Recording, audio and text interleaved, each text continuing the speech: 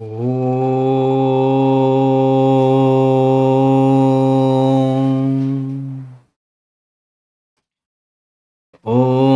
ಸಹನಾ ಭವತು ಸಹನೋ ಭುನಕ್ತು ಸಹ ವೀರ್ಯಂಕರವಾವಹೈ ತೇಜಸ್ವಿನಾವಧೀತಮಸ್ತು ಮಾ ವಿದ್ವಿಷಾವಹೈ. ಓಂ ಶಾಂತಿ ಶಾಂತಿ ಶಾಂತಿ.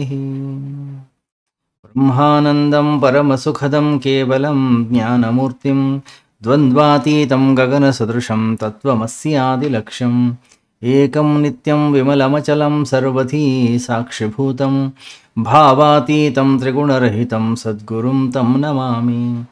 ಸದಾಶಿವಸಮಾರಂಭಾಂ ಶಂಕರಾಚಾರ್ಯಮಧ್ಯಮಾಂ ಅಸ್ಮದಾಚಾರ್ಯಪರ್ಯಂತಾಂ ವಂದೇ ಗುರುಪರಂಪರಾಂ. ಶ್ರುತಿಸ್ಮೃತಿಪುರಾಣಾನಾಂ ಆಲಯಂ ಕರುಣಾಲಯಂ ನಮಾಮಿ ಭಗವತ್ಪಾದಂ ಶಂಕರಂ ಲೋಕಶಂಕರಂ. ಶಂಕರಂ ಶಂಕರಾಚಾರ್ಯಂ ಕೇಶವಂ ಬಾದರಾಯಣಂ ಸೂತ್ರಭಾಷ್ಯಕೃತೌ ವಂದೇ ಭಗವಂತೌ ಪುನಃ ಪುನಃ ಭಗವಂತೌ ಪುನಃ ಪುನಃ. ನಿತ್ಯ ಜೀವನದಲ್ಲಿ ಅಧ್ಯಾತ್ಮ ಪ್ರವಚನ ಮಾಲಿಕೆಯ ಇವತ್ತಿನ ಪ್ರವಚನವನ್ನು ನಾವು ಆರಂಭ ಮಾಡೋಣ. ಮನುಷ್ಯರಾಗಿರ್ತಕ್ಕಂಥ ನಮಗೆಲ್ಲರಿಗೂ ಕೂಡ ಗೊತ್ತಿದೆ ಪಾಪ ಅಂದ್ರೇನು, ಪುಣ್ಯ ಅಂದ್ರೇನು. ಪಾಪವನ್ನು ಮಾಡಿದರೆ ಏನಾಗುತ್ತೆ, ಪುಣ್ಯವನ್ನು ಮಾಡಿದರೆ ಏನಾಗುತ್ತೆ, ನಮ್ಗೆ ಯಾರು ಹೇಳ್ಕೊಡೋ ಅವಶ್ಯಕತೆ ಇಲ್ಲ, ಈಗಾಗಲೇ ನಮಗೆ ಗೊತ್ತಿದೆ. ಪಾಪವನ್ನು ಮಾಡಿದರೆ ನಮ್ಮ ಜೀವನದಲ್ಲಿ ದುಃಖ ಅನ್ನೋದು ಬರುತ್ತೆ, ನಮಗೆಲ್ಲರಿಗೂ ಕೂಡ ಗೊತ್ತಿದೆ. ಆದರೂ ಕೂಡ ಪಾಪಂ ಕುರ್ವಂತಿ ಯತ್ನತಃ, ಪುಣ್ಯದಿಂದ ಸುಖ ಅನ್ನೋದು ನಮಗೆ ಪ್ರಾಪ್ತಿಯಾಗುತ್ತೆ. ಆದರೂ ಕೂಡ ಅದನ್ನು ನಾವು ಮಾಡೋದಿಲ್ಲ.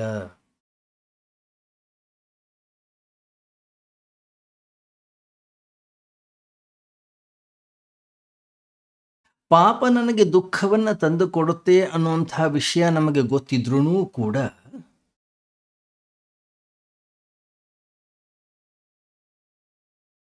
ಎಂತಹ ಆಶ್ಚರ್ಯ,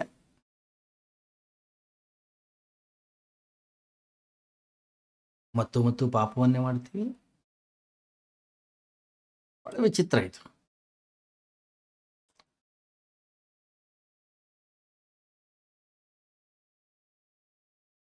ಪುಣ್ಯ ಅನ್ನೋದು ನಮಗೆ ಸುಖವನ್ನು ತಂದು ಕೊಡುತ್ತೆ, ಸಂತೋಷವನ್ನು ತಂದು ಕೊಡುತ್ತೆ, ಆನಂದವನ್ನು ತಂದು ಕೊಡುತ್ತೆ ಅನ್ನೋಂಥದ್ದು ಗೊತ್ತಿದ್ರು ಕೂಡ ಆ ಪುಣ್ಯದ ಆ ಮಾರ್ಗದಲ್ಲಿ ನಡೆಯೋದು ಎಷ್ಟು ಕಷ್ಟ ನಮಗೆ.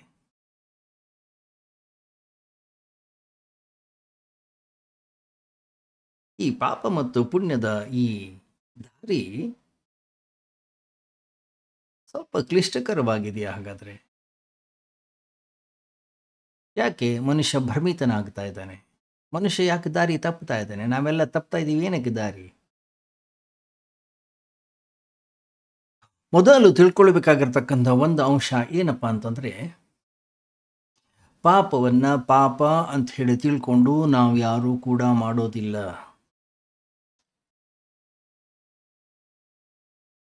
ಪಾಪವನ್ನ ಪಾಪ ಅನ್ನುವಂಥ ರೀತಿಯಲ್ಲಿ ಯಾವತ್ತು ನಾವು ತಿಳಿದು ಮಾಡ್ಲಿಕ್ಕೆ ಹೋಗ್ತೀವೋ ನಮ್ಮ ಕೈ ಮುಂದೆ ಹೋಗೋದಿಲ್ಲ, ನಮ್ಮ ಹೆಜ್ಜೆ ಮುಂದೆ ಹೋಗೋದಿಲ್ಲ, ನಾವು ಒಂದು ಕ್ಷಣ ಹಿಂದೆ ಹೋಗ್ತೀವಿ.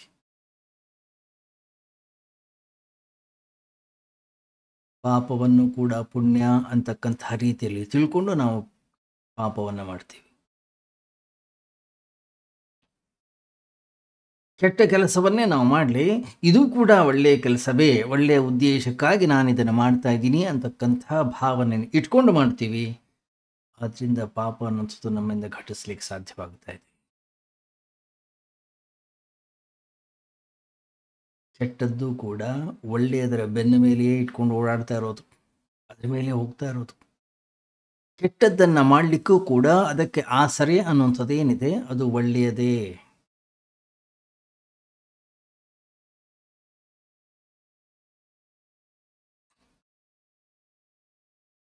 ಅದರಿಂದ ಯಾರು ಏನು ತಪ್ಪು ತಿಳಿಯೋ ಅವಶ್ಯಕತೆ ಇಲ್ಲ. ಅಯ್ಯೋ ಪಾಪ ದುಃಖವನ್ನು ತಂದು ಕೊಡುತ್ತೆ, ಆದರೂ ಕೂಡ ಪಾಪವನ್ನೇ ಮಾಡ್ತಾರೆ ಜನ. ಪುಣ್ಯ ಅನ್ನೋಂಥದ್ದು ಸುಖವನ್ನು ತಂದು ಕೊಡುತ್ತೆ, ಆದರೂ ಕೂಡ ಮಾಡೋದಿಲ್ಲ. ಇಲ್ಲ, ಪಾಪವನ್ನು ಕೂಡ ಪುಣ್ಯ ಅಂತ ತಿಳ್ಕೊಂಡೇ ಮಾಡೋದ್ರಿಂದ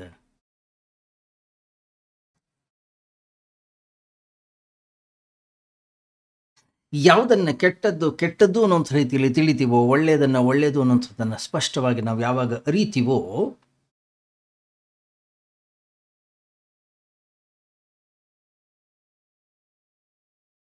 ಕೆಟ್ಟದ್ದನ್ನು ನಮ್ಮ ಕೈನಲ್ಲಿ ಮಾಡಲಿಕ್ಕೆ ಆಗೋದೆ, ಕೇವಲ ಒಳ್ಳೆಯದನ್ನು ಮಾತ್ರ ಮಾಡಲಿಕ್ಕೆ ಶುರು ಮಾಡ್ತೀವಿ ನಾವು. ಯಾಕೆಂದರೆ ಅದರಿಂದ ಮುಕ್ತರಾಗ್ಬಿಡ್ತೀವಿ ನಾವು, ಮತ್ತೆ ಅದರಲ್ಲಿ ಬಂಧಿತರಾಗ್ಲಿಕ್ಕೆ ಸಾಧ್ಯವೇ ಇಲ್ಲ.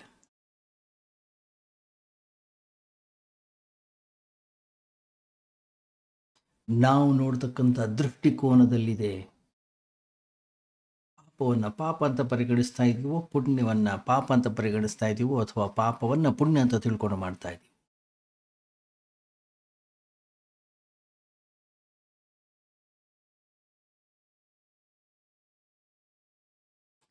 ನನ್ನ ಕ್ರೋಧ ಅನ್ನುವಂಥದ್ದೇನಿದೆ, ನನ್ನ ಕರುಣೆಯಲ್ಲೇ ಅಡಗಿದೆ. ನನ್ನ ಹಿಂಸೆ ನನ್ನ ಅಹಿಂಸೆಯಲ್ಲೇ ಅಡಗಿದೆ. ನನ್ನ ಕಾಮ ವಾಸನೆ ನನ್ನ ಬ್ರಹ್ಮಚರ್ಯದಲ್ಲಿಯೇ ಅಡಗಿದೆ. ಕಾಮ ವಾಸನೆ ಬ್ರಹ್ಮಚರ್ಯ ಒಂದು ಮುಖವಾಡವನ್ನು ಹಾಕ್ಕೊಂಡು, ಬಟ್ಟೆಯನ್ನು ಹಾಕ್ಕೊಂಡು ವ್ಯವಹಾರವನ್ನು ಮಾಡ್ತಾ ಇದೆ.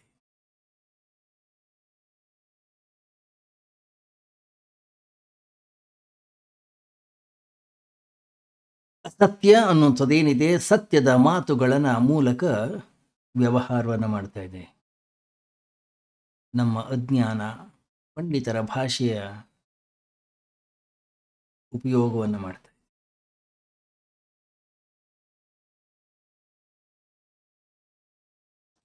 ಗಮನಿಸಿ, ದುಷ್ಟ ಶಕ್ತಿಗಳು ಈ ಜಗತ್ತಿನಲ್ಲಿ ಬದುಕಲಿಕ್ಕೆ ಸಾಧ್ಯವಿಲ್ಲ. ಅವುಗಳು ಬದುಕಬೇಕು ಅಂತಂದರೆ ದೇವಸ್ಥಾನದ ಮಂದಿರಗಳ ಆಸರೆ, ಮಂದಿರಗಳ ಒಳಗಡೆ ಇರತಕ್ಕಂಥ ಮೂರ್ತಿಗಳ ಆಸರೆಯನ್ನು ಪಡಿತಾವು.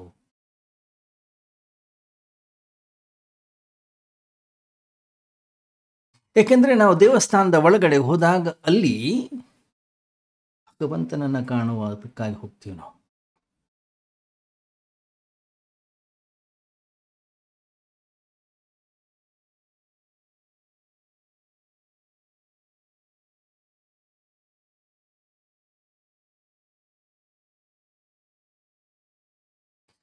ಗಮನಿಸಿ, ಅಜ್ಞಾನ ಅನ್ನುವಂಥದ್ದು ಏನಿದೆ ಅದು ಬಚ್ಚಿಟ್ಕೊಳ್ಳಿಕ್ಕೆ ಅದಕ್ಕೆ ಅತ್ಯಂತ ಯೋಗ್ಯವಾಗಿರ್ತಕ್ಕಂತಹ ಜಾಗ ಅಂದರೆ ಅದಕ್ಕೆ ಹೆಸರು ಶಾಸ್ತ್ರ.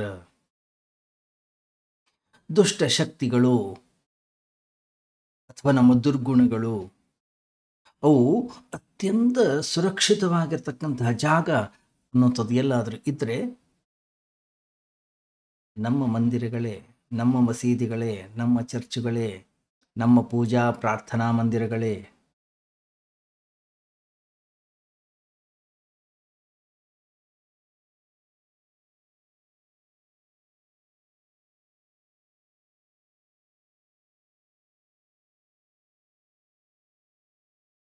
ಒಂದು ಚೆನ್ನಾಗಿ ನಾವು ನೆನಪಿಟ್ಕೊಳ್ಬೇಕು, ಪಾಪವನ್ನು ಯಾರೂ ಕೂಡ ಪಾಪ ಅನ್ನೋಂಥ ರೀತಿಯಲ್ಲಿ ತಿಳ್ಕೊಂಡು ಈ ಜಗತ್ತಿನಲ್ಲಿ ಮಾಡೋದಿಲ್ಲ.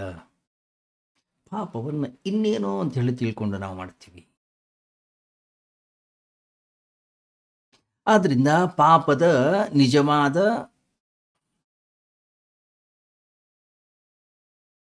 ಪ್ರಶ್ನೆ ಕೃತ್ಯದಲ್ಲಿಲ್ಲ, ತಿಳುವಳಿಕೆಯಲ್ಲಿದೆ, ಜ್ಞಾನದಲ್ಲಿದೆ, ಬೋಧದಲ್ಲಿದೆ.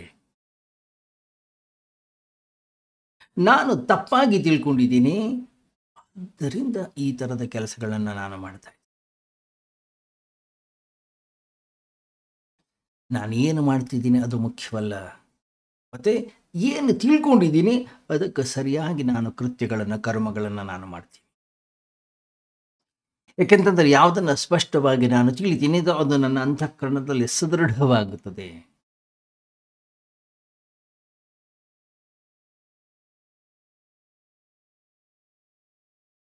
ಸಮ್ಯಕ್ ದೃಷ್ಟಿ ಅನ್ನುವಂಥದ್ದು ಏನಿದೆ ನಮ್ಮನ್ನು ರೂಪಾಂತರಣ ಮಾಡ್ತದೆ, ನಮ್ಮನ್ನು ಬದಲಾಯಿಸ್ತದೆ, ನಮಗೊಂದು ಹೊಸ ದೃಷ್ಟಿಕೋನವನ್ನು ಕೊಡುತ್ತೆ. ಅದರಿಂದ ಈ ಜಗತ್ತಿನಲ್ಲಿ ಪಾಪವನ್ನು ಮಾಡಬೇಡಿ ಸುಮ್ಮನೆ ವ್ಯರ್ಥವಾಗಿರ್ತಕ್ಕಂಥ ಉಪದೇಶವಾಗುತ್ತದಷ್ಟೆ.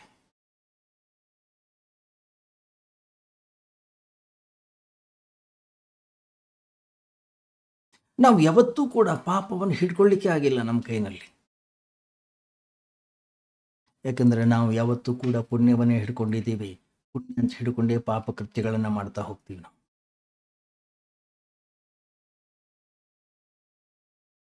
ಯಾರಾದ್ರೂ ಹೇಳ್ತಾರೆ, ಈ ಕೆಟ್ಟ ಕೆಲಸಗಳನ್ನು ನೀವು ಮಾಡಬೇಡಿ. ನಮಗೆ ನಗು ಬರುತ್ತೆ, ನಾವು ಕೆಟ್ಟ ಕೆಲಸಗಳನ್ನು ಮಾಡೇ ಇಲ್ಲ. ಆದರೆ ನಾವೇನೇ ಕೆಲಸವನ್ನು ಮಾಡಲಿ ಅದು ಒಳ್ಳೆಯದಾಗಿಲ್ಲ, ಕೆಟ್ಟದ್ದೇ ಆಗಿದೆ.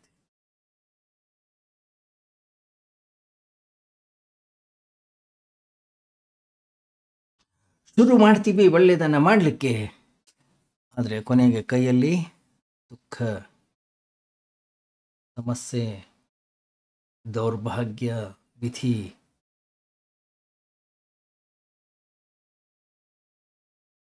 ಆದ್ದರಿಂದ ನಾವೇನು ಕರ್ಮಗಳನ್ನು ಮಾಡ್ತೀವಿ ಅದೆಲ್ಲ ಮುಖ್ಯ.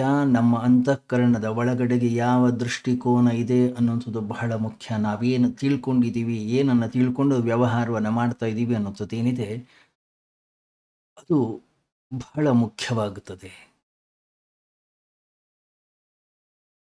ಅದರಿಂದ ಕ್ರಾಂತಿ ಆಗಬೇಕಾಗಿರೋದು ನಮ್ಮ ತಿಳುವಳಿಕೆಯಲ್ಲಿ, ನಾವು ಮಾಡ್ತಕ್ಕಂಥ ಕರ್ಮದಲ್ಲಿ ಅಲ್ಲ.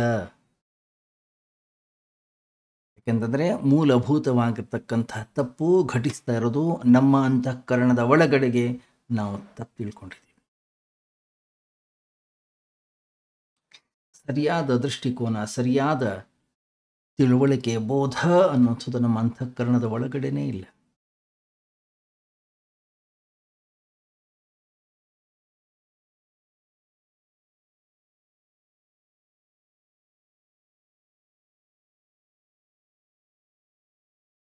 ಎಷ್ಟೆಷ್ಟೋ ಜನ್ಮಗಳಿಂದ ನಾವು ತಿಳ್ಕೊಂಡು ಬಂದಿದ್ದೀವಿ. ಎಷ್ಟೆಷ್ಟೋ ಶಾಸ್ತ್ರಗಳು ಹೇಳಿವೆ, ಬಲ್ಲವರು ತಿಳಿದವರು ಅನುಭವಿಗಳು ಹೇಳ್ತಾನೆ ಇದ್ದಾರೆ. ಪಾಪಗಳನ್ನು ನಾವು ಮಾಡಬಾರ್ದು, ಪಾಪಕೃತ್ಯಗಳನ್ನು ಮಾಡೋದ್ರಿಂದ ನಮಗೆ ದುಃಖವಾಗುತ್ತೆ, ಹಿಂಸೆಯನ್ನು ನಾವು ಮಾಡಬಾರ್ದು, ಒಳ್ಳೆಯದನ್ನು ಮಾತ್ರ ಮಾಡಬೇಕು, ಸದ್ಗುಣಶಾಲಿಗಳಾಗಬೇಕು, ಮತ್ತೊಬ್ಬರಿಗೆ ತೊಂದರೆಯನ್ನು ಕೊಡಬಾರ್ದು, ಮತ್ತೊಬ್ಬರಿಗೆ ದುಃಖವನ್ನು ಕೊಡಬಾರ್ದು.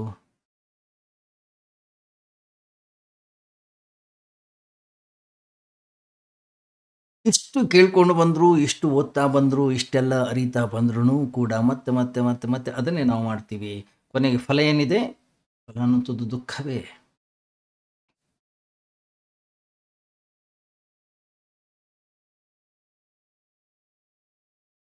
ಹಿಂಸೆಯನ್ನು ನಾವು ಮಾಡಿದ್ದೀವಿ, ಕ್ರೋಧವನ್ನು ನಾವು ಮಾಡ್ಕೊಂಡಿದ್ದೀವಿ, ಮತ್ತೊಬ್ಬರಿಗೆ ನೋವನ್ನು ಕೊಟ್ಟಿದ್ದೀವಿ, ಮತ್ತೊಬ್ಬರಿಗೆ ದುಃಖವನ್ನು ಕೊಟ್ಟಿದ್ದೀವಿ. ನಾವು ಫಲ ಏನಾಯಿತು? ನಮ್ಮ ಅನುಭವ ಏನು? ಎಲ್ಲರ ಅನುಭವ ಕೂಡ ಒಂದೇ. ನನ್ನ ಅನುಭವ ಬೇರೆ, ನಿಮ್ಮ ಅನುಭವ ಬೇರೆ, ಅಥವಾ ಎದುರುಗಡೆ ಈಗ ಪಕ್ಕದಲ್ಲಿ ಕೂತ್ಕೊಂಡು ಇವ್ರ ಅನುಭವ ಬೇರೆ. ಆ ರೀತಿಯಲ್ಲಿ ಇಲ್ಲವೇ ಇಲ್ಲ.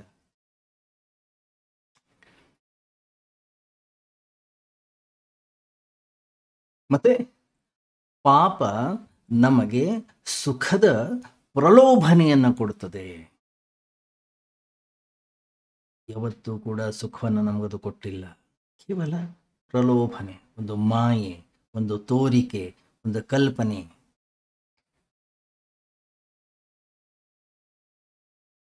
ನಮಗೆ ಗೊತ್ತಿದೆ ಪಾಪ ಯಾವತ್ತೂ ಕೂಡ ಶಾಂತಿಯನ್ನು ಕೊಡ್ಲಿಕ್ಕೆ ಸಾಧ್ಯ ಇಲ್ಲ, ಪಾಪ ಯಾವತ್ತೂ ಕೂಡ ನೆಮ್ಮದಿಯನ್ನು ಕೊಡ್ಲಿಕ್ಕೆ ಸಾಧ್ಯ ಇಲ್ಲ. ಆದರೆ ಅದು ನಮಗೆ ಪ್ರಲೋಭನೆಯನ್ನು ಕೊಡುತ್ತೆ, ನಮ್ಮನ್ನು ಉದ್ರೇಕಿಸ್ತದೆ.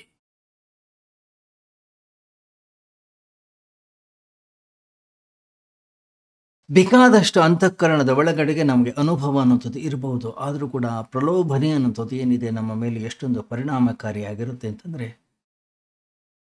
ಎಂತಹ ಆಶ್ವಾಸನೆಯನ್ನು ಕೊಡುತ್ತೆ ಹೇಳಿ. ಅದು ಎಷ್ಟೇ ಅನುಭವಗಳು ನಮ್ಮ ಅಂತಃಕರಣದ ಒಳಗಡೆಗೆ ಘಟಿಸಿದ್ರೂ ಕೂಡ ಒಂದು ಕ್ಷಣ ನಾವು ಮರೆತು ಬಿಡ್ತೀವಿ, ಮತ್ತೆ ಪಾಪ ಕೃತ್ಯಗಳನ್ನೇ ನಾವು ಮಾಡ್ತಾ ಹೋಗ್ತೀವಿ.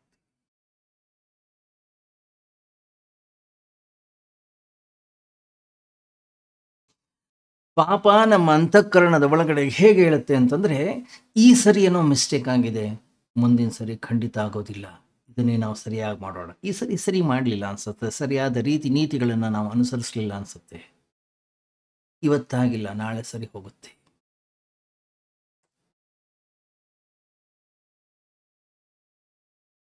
ನಾನು ಮಾಡುವಾಗ ಎಲ್ಲವನ್ನೂ ಸರಿ ಮಾಡಿದ್ದೆ, ಅವರು ಸಹಕಾರವನ್ನು ಕೊಡಲಿಲ್ಲ, ಇನ್ನೊಬ್ಬರು ಸಹಕಾರವನ್ನು ಕೊಡಲಿಲ್ಲ, ಪರಿಸ್ಥಿತಿ ಸರಿಯಾಗಿರಲಿಲ್ಲ, ವಿಧಿ ವಿಧಾನಗಳು ಏನೋ ಸ್ವಲ್ಪ ಹೆಚ್ಚು ಕಡಿಮೆ ಆಗಿರಬೇಕು, ಸರಿ ಮಾಡಿದರೆ ಖಂಡಿತ ಆಗೇ ಆಗುತ್ತೆ.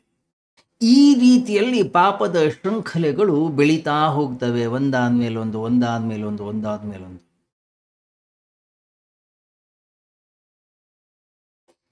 ಯಾವ ವ್ಯಕ್ತಿ ತನ್ನ ಜೀವನದಲ್ಲಿ ಪಾಪಕ್ಕೆ ಮತ್ತೊಬ್ಬರನ್ನ ಕಾರಣನಾಗಿ ಮಾಡ್ತಾನೋ ಅಥವಾ ದೋಷವನ್ನ ಯಾವಾಗಲೂ ಮತ್ತೊಬ್ಬರಲ್ಲಿ ಹುಡುಕ್ತಾನೋ ಅವನು ಯಾವತ್ತೂ ಕೂಡ ಈ ಪಾಪಗಳಿಂದ ಮುಕ್ತನಾಗಲಿಕ್ಕೆ ಸಾಧ್ಯವಿಲ್ಲ. ಯಾಕೆಂತಂದ್ರೆ ಅದೇ ಪಾಪಗಳಿಂದ ರಕ್ಷಿಸಿಕೊಳ್ಳಿಕ್ಕೆ ಇರ್ತಕ್ಕಂತಹ ಅತ್ಯಂತ ಸುಂದರ ಸುಭದ್ರವಾಗಿರ್ತಕ್ಕಂಥ ಒಂದು ವ್ಯವಸ್ಥೆ. ಪಾಪ ಏನು ಹೇಳುತ್ತೆ, ಅಲ್ಲಿ ನೋಡು ಅವರು ಮಾಡಿದ್ದು, ಇವರಿಂದ ಹೀಗಾಗಿ, ಇವಳನ್ನು ನಾನು ಮದುವೆ ಆಗಿಲ್ಲದೆ ಇದ್ದಿದ್ದಿದ್ರೆ, ಇಂಥ ಮನೆಯಲ್ಲಿ ನಾನು ಹುಟ್ಟದೆ ಇದ್ದಿದ್ದಿದ್ರೆ, ಇದು ಒಂದು ನನ್ನ ಜೀವನದಲ್ಲಿ ಆಗಿದ್ದಿದ್ರೆ, ಅದು ಒಂದು ನನಗೆ ಪ್ರಾಪ್ತಿ ಆಗಿದ್ದಿದ್ರೆ, ಇದೊಂದು ಅಡಚಣೆ ಅನ್ನೋದು ನನಗೆ ಬಾರದೇ ಇದ್ದಿದ್ದಿದ್ರೆ, ಇಷ್ಟು ಹಣವನ್ನು ನನಗೆ ಆ ಸಮಯದಲ್ಲಿ ಸಿಕ್ಕಿ ಬಿದ್ದಿದ್ದಿದ್ರೆ, ಅಥವಾ ಈ ಮಂತ್ರಿ ನನಗೊಂದು ಸ್ವಲ್ಪ ಕೈ ಹಿಡಿದಿದ್ದಿದ್ರೆ, ಇನ್ನೊಂದಿಷ್ಟು ಜನ ಏನು ಅಣ್ಣ ತಮ್ಮಂದ್ರಿದ್ದಾರೆ ಅವರೆಲ್ಲ ನನ್ನನ್ನು ಸ್ವಲ್ಪ ಎತ್ತಿ ಹಿಡಿದಿದ್ದಿದ್ರೆ, ನನ್ನ ಜೊತೆಗಿದ್ದಿದ್ದಿದ್ರೆ ಈ ಥರ ಆಗ್ತದೆ. ಎಲ್ಲಿ ತನಕ ಈ ಥರದ ಭಾವನೆಗಳು ನನ್ನ ಅಂತಃಕರಣದ ಒಳಗಡೆ ಇರ್ತವೋ ಅಲ್ಲಿ ತನಕ ನಾನು ಪಾಪ ಮುಕ್ತನಾಗಲಿಕ್ಕೆ ಸಾಧ್ಯವಿಲ್ಲ.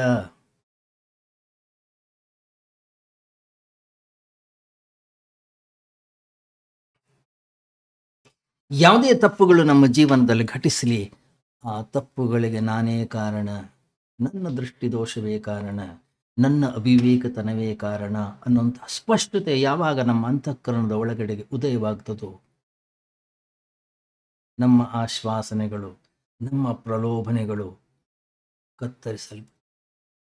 ಯಾಕಂದರೆ ನೇರವಾಗಿ ಆ ಪಾಪ ಕೃತ್ಯ, ಆ ದೋಷ ನಮ್ಮ ಕಣ್ಣಿಗೆ ಕಾಣಿಸ್ಲಿಕ್ಕೆ ಶುರುವಾಗ್ತದೆ. ಯಾವ ಪಾಪವೂ ಕೂಡ ನಮಗೆ ಮೋಸವನ್ನು ಮಾಡಲಿಕ್ಕೆ ಸಾಧ್ಯ ಇಲ್ಲ.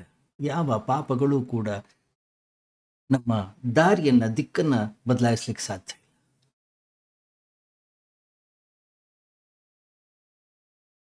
ಪಾಪದ ಫಲ ದುಃಖ ಅನ್ನುವಂಥದ್ದು ನಮಗೆ ಗೊತ್ತಿದೆ. ಆದರೆ ಪಾಪ ಯಾವಾಗಲೂ ಕೂಡ ನಮಗೆ ಪ್ರಲೋಭನೆಯನ್ನು ತೋರಿಸ್ತದೆ, ನಮಗೊಂದು ಮಾಯವನ್ನು ಮಾಡುತ್ತೆ, ಒಂದು ಮೃಗ ಮರೀಚಿಕೆ ಹಾಗೆ ಏನೋ ತೋರಿಸ್ತದೆ, ಮೋಸವನ್ನು ಮಾಡುತ್ತದೆ. ಗಮನಿಸಿ, ನಾವು ದೂರದಿಂದ ನೋಡುವಾಗ ಎಲ್ಲವೂ ಅತ್ಯಂತ ಸುಂದರವಾಗಿ ಕಾಣ್ತದೆ. ದೂರದ ಬೆಟ್ಟ ಕಣ್ಣಿಗೆ ನುಣ್ಣಗೆ, ನಾವು ಹೇಳೋದಿಲ್ವಾ ಗಾದೆ ಮಾತನ್ನು, ದೂರದಿಂದ ನೋಡುವಾಗ ಎಲ್ಲವೂ ಸುಂದರವಾಗಿರುತ್ತೆ. ಯಾವಾಗ ಹತ್ತಿರ ಬರ್ತೀವಿ ಆವಾಗಲೇ ಗೊತ್ತಾಗುತ್ತೆ. ಕಾಮನ ಬಿಲ್ಲು ನೋಡ್ಲಿಕ್ಕೆ ಬಹಳ ಸುಂದರ. ಯಾವಾಗ ಅದರ ಹತ್ತಿರ ಹೋಗ್ತೀವಿ ಆವಾಗಲಷ್ಟೇ ನಮಗೆ ಗೊತ್ತಾಗುತ್ತೆ ಇದರ ಸಮಸ್ಯೆ ಏನು, ಯಾಕೆ ಹೀಗಾಯಿತು.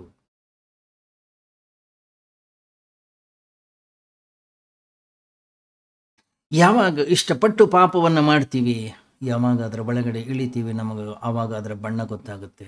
ಇಲ್ಲ, ಇದು ದುಃಖ, ಇದು ಅಜ್ಞಾನ, ಇದು ಸುಮ್ಮನೆ ಸುಳ್ಳು ಒಂದು ಪ್ರಲೋಭನೆಯನ್ನು ನಮಗೆ ಕೊಟ್ಟಿದೆ, ಇದು ಸತ್ಯ ಅಲ್ಲವೇ ಅಲ್ಲ. ದೂರದಿಂದ ನೋಡುವಾಗ ಮಾತ್ರ ಇದು ಸತ್ಯವಾಗಿತ್ತು, ದೂರದಿಂದ ನೋಡುವಾಗ ಇದು ಮಾತ್ರ ಖುಷಿ ಕೊಡ್ತಾ ಇತ್ತು, ಹತ್ರ ಬಂದಾಗ ನಮ್ಗೆ ಗೊತ್ತಾಗ್ತಾ ಇದೆ ಇದು ಸತ್ಯ ಅಲ್ಲ.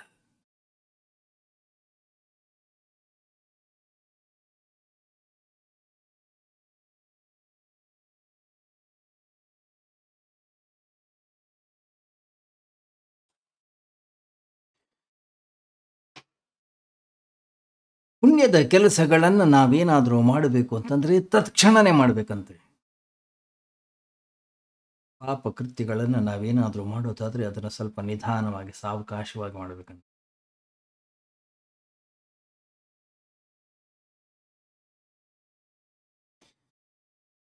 ಗಮನಿಸಿ, ನಮ್ಮ ಜೀವನದಲ್ಲಿ ಒಂದು ಶಕ್ತಿ ಇದೆ. ಶಕ್ತಿಯನ್ನ ಯಾವಾಗಲೂ ಕೂಡ ಬಂಧಿಸಿಡ್ಲಿಕ್ಕೆ ಸಾಧ್ಯ ಇಲ್ಲ. ಶಕ್ತಿ ಯಾವಾಗಲೂ ಕೂಡ ಪ್ರವಹಿಸ್ತಾನೆ ಇರಬೇಕು, ಹರಿತಾನೇ ಇರಬೇಕು, ಅದನ್ನು ಕೂಡಿಡ್ಲಿಕ್ಕೆ ಆಗೋದೇ ಇಲ್ಲ.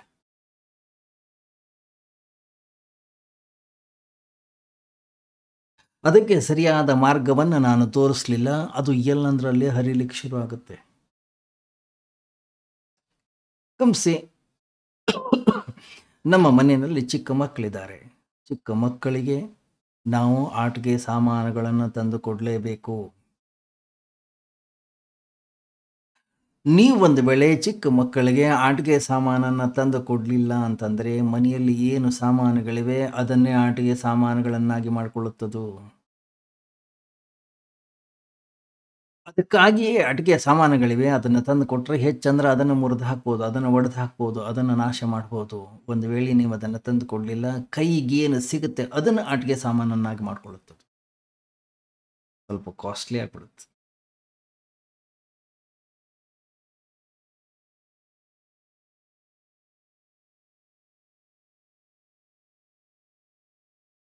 ಏಕೆಂದರೆ ಮಗುವಿನ ಶರೀರದ ಒಳಗಡೆ ಒಂದು ಶಕ್ತಿ ಇದೆ. ಆ ಶಕ್ತಿ ಪ್ರವಹಿಸಲೇಬೇಕು. ಆ ಶಕ್ತಿ ಹೊರಗೆ ಹೋಗ್ಲಿಕ್ಕೆ ನಾವು ಅವಕಾಶವನ್ನು ಮಾಡಿಕೊಡ್ಲೇಬೇಕು. ಒಂದು ವೇಳೆ ಆ ಶಕ್ತಿಯನ್ನು ಹೊರಗಡೆ ಹೋಗ್ಲಿಕ್ಕೆ ಅವಕಾಶವನ್ನು ಮಾಡಿ ಕೊಡಲಿಲ್ಲ, ಹಾಗಾದರೆ ಅದಕ್ಕೆ ಬೇಸರವಾಗುತ್ತೆ.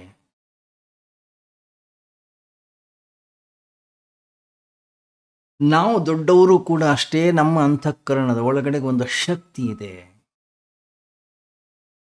ಅದನ್ನು ಸರಿಯಾದ ರೀತಿಯಲ್ಲಿ ಉಪಯೋಗಿಸ್ಲಿಕ್ಕೆ ನಾವು ಅದನ್ನು ಮೊದಲು ಕಲಿಬೇಕು. ಅದನ್ನು ನಾವು ಕಲೀಲಿಲ್ಲ, ಹಾಗಾದರೆ ಏನಂದ್ರೆ ಅದನ್ನೇ ಮಾಡಿಬಿಡ್ತೀವಿ.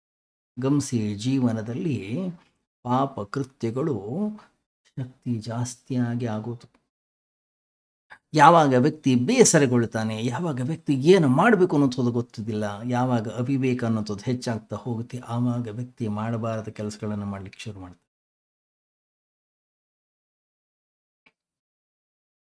ಯಾವಾಗ ನಮ್ಮ ಅಂತಃಕರಣದ ಒಳಗಡೆ ಶಕ್ತಿ ಇದೆ ಅದನ್ನು ಹಂಚೋಣ. ಒಳ್ಳೆಯ ಕೆಲಸಗಳನ್ನು ಮಾಡೋದ್ರಲ್ಲಿ ಅದನ್ನು ಉಪಯೋಗಿಸ್ಕೊಳ್ಳೋಣ. ನಾಳೆ ಮಾಡಿದ್ರಾಯ್ತು, ನಾಡಿದ್ದು ಮಾಡಿದ್ರಾಯ್ತು, ಇನ್ನೊಂದು ದಿವಸ ಮಾಡಿದ್ರಾಯ್ತು. ದಯವಿಟ್ಟು ಪೋಸ್ಟ್ಪೋನ್ ಮಾಡೋದು ಬೇಡ.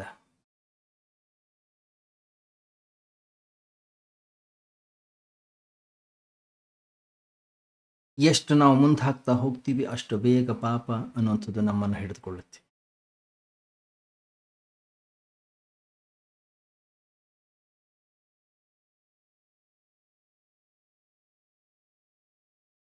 ಗಮನಿಸಿ, ನೀವು ನಮ್ಮ ಜೀವನದಲ್ಲಿ ನಾವು ವಿಚಾರವನ್ನು ಮಾಡಿದರೆ ನಮ್ಗೆ ಗೊತ್ತಾಗುತ್ತೆ, ನಮ್ಮ ದೌರ್ಬಲ್ಯದಿಂದ ಪಾಪಗಳು ಘಟಿಸೋದಿಲ್ಲ. ನಮ್ಮ ಹತ್ರ ಶಕ್ತಿ ಜಾಸ್ತಿ ಇದೆ, ಅದರಿಂದ ಪಾಪ ಕೃತ್ಯಗಳು ಘಟಿಸ್ತವೆ. ಯಾವ ವ್ಯಕ್ತಿ ಹುಷಾರಿಲ್ಲ, ಯಾವ ವ್ಯಕ್ತಿ ಹಾಸ್ಪಿಟಲಲ್ಲಿ ಅಡ್ಮಿಟ್ ಆಗಿದ್ದಾನೆ, ಅವನಿಂದ ಏನಾದರೂ ಪಾಪ ಕೃತ್ಯಗಳು ಘಟಿಸ್ಲಿಕ್ಕೆ ಸಾಧ್ಯ ಇದೆಯಾ? ವಿಚಾರ ಮಾಡಿ. ಆಸ್ಪತ್ರೆಯಲ್ಲಿ ಯಾರ್ಯಾರು ಹುಷಾರಿಲ್ಲದೆ ಮಲ್ಕೊಂಡಿದ್ದಾರೆ ಎಲ್ಲರೂ ಕೂಡ ಮಹಾತ್ಮರುಗಳೇ. ಅವರ ಮುಖ ಹೋಗಿ ನೋಡಿ, ಎಂಥ ಪ್ರಶಾಂತತೆ, ಸಾತ್ವಿಕತೆ ಎದ್ದು ಕಾಣಿಸ್ತಾ ಇದೆ. ಯಾಕೆ? ಅವ್ರ ಹತ್ರ ಶಕ್ತಿ ಇಲ್ಲ.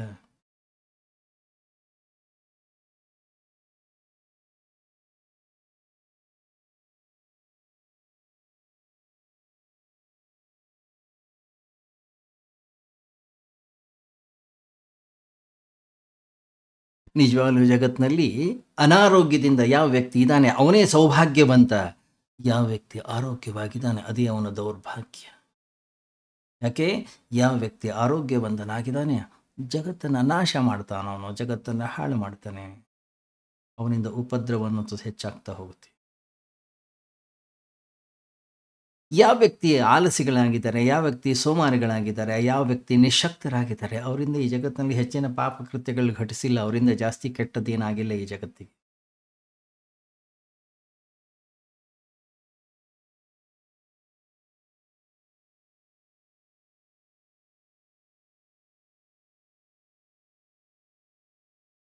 ಪಾಪ ಕೃತ್ಯಗಳನ್ನು ಮಾಡಬೇಕಾದ್ರೆ ವ್ಯಕ್ತಿ ತನ್ನ ಅಂತಃಕರಣದ ಒಳಗಡೆ ಇರತಕ್ಕಂಥ ಆಲಸ್ಯವನ್ನು, ಸೋಮಾರಿತನವನ್ನು ಕತ್ತರಿಸಬೇಕಾಗ್ತದೆ. ಯಾವ ವ್ಯಕ್ತಿ ಸಕ್ರಿಯನಾಗಿದ್ದಾನೋ, ಯಾವ ವ್ಯಕ್ತಿ ಕರ್ಮಿಯಾಗಿದ್ದಾನೋ ಅಂಥವನಿಂದ ಪಾಪಕೃತ್ಯಗಳು ಘಟಿಸಲಿಕ್ಕೆ ಸಾಧ್ಯ. ಯಾಕೆ? ಯಾಕೆಂದರೆ ಅವನ ಹತ್ರ ಶಕ್ತಿ ಇದೆ, ಸಾಮರ್ಥ್ಯವಿದೆ. ಗಮನಿಸಿ, ನೀವು ಈ ಜಗತ್ತಿನಲ್ಲಿ ಒಂದು ಹೂ ಅರಳಬೇಕಾದ್ರೂ ಕೂಡ ಶಕ್ತಿ ಬೇಕು, ಈ ಜಗತ್ತಿನಲ್ಲಿ ಒಂದು ಹಣ್ಣಾಗಬೇಕಾದ್ರೂ ಕೂಡ ಒಂದು ಶಕ್ತಿ ಬೇಕು, ಈ ಜಗತ್ತಿನಲ್ಲಿ ಏನೇ ಒಂದು ಬೆಳಿಬೇಕಾದ್ರೂ ಕೂಡ ಶಕ್ತಿ ಬೇಕು. ಆ ಶಕ್ತಿ ಹೂವಾಗ್ತದೋ ಆ ಶಕ್ತಿ ಮುಳ್ಳಾಗ್ತದೋ ಗೊತ್ತಿಲ್ಲ. ಆದರೆ ಶಕ್ತಿಯನ್ನು ಅಂತಃಕರಣದ ಒಳಗಡೆ ಸಂಗ್ರಹ ಮಾಡಿಟ್ಕೊಳ್ಳಿಕ್ಕೆ ಬರೋದಿಲ್ಲ. ಏಕೆಂದರೆ ಪ್ರತಿ ಕ್ಷಣವೂ ಕೂಡ ಶಕ್ತಿಯ ಉತ್ಪತ್ತಿ ಉತ್ಪಾದನೆ ಅನ್ನೋದು ಈ ಶರೀರದಲ್ಲಿ ಘಟಿಸ್ತಾನೆ ಇದೆ. ಯಾಕೆಂದರೆ ಇದು ಪ್ರಕೃತಿಯ ಒಂದು ಅಂಗ. ನಾನಾ ರೀತಿಯಲ್ಲಿ ನಾನಾ ರೂಪಗಳಲ್ಲಿ ಶಕ್ತಿಯ ಉತ್ಪತ್ತಿ ನಮ್ಮ ಜೀವನದಲ್ಲಿ ಘಟಿಸ್ತಾ ಇದೆ. ನಾವು ಮಾಡ್ತಕ್ಕಂಥ ಊಟ ನಮಗೆ ಶಕ್ತಿಯನ್ನು ಕೊಡುತ್ತೆ. ನಾವು ತೆಗೆದುಕೊಳ್ತಕ್ಕಂಥ ಉಸಿರಾಟ ನಮಗೆ ಶಕ್ತಿ ಕೊಡುತ್ತೆ. ನಾವು ಕುಡಿತಕ್ಕಂಥ ನೀರು ನಮಗೆ ಶಕ್ತಿಯನ್ನು ಕೊಡುತ್ತೆ. ಹೊರಗಡೆ ಇರ್ತಕ್ಕಂಥ ಸೂರ್ಯ ನಮಗೆ ಶಕ್ತಿಯನ್ನು ಕೊಡ್ತಾನೆ. ನಾವು ಉಸಿರಾಡ್ತಕ್ಕಂತಹ ಗಾಳಿ ನಮಗೆ ಶಕ್ತಿಯನ್ನು ತಂದು ಕೊಡುತ್ತೆ. ಜೀವನದ ಕ್ಷಣ ಕ್ಷಣದಲ್ಲಿಯೂ ಕೂಡ ನಮಗೆ ಶಕ್ತಿ ಪ್ರಾಪ್ತಿ ಆಗ್ತಾನೆ ಇದೆ. ಆ ಏನು ಶಕ್ತಿ ಅನ್ನೋದು ನಮಗೆ ಪ್ರಾಪ್ತಿಯಾಗಿದೆ, ನಮಗೆ ಸಿಗ್ತಾ ಇದೆ, ನಾವೇನು ಮಾಡ್ತಾ ಇದ್ದೀವಿ ಅದರಿಂದ? ಆ ಶಕ್ತಿಯ ಸದುಪಯೋಗ ಆಗಲಿಲ್ಲ. ಆ ಶಕ್ತಿಯಿಂದ ಒಂದು ಪುಷ್ಪದ ಒಂದು ಹೂವು ಅರಳಲಿಲ್ಲ.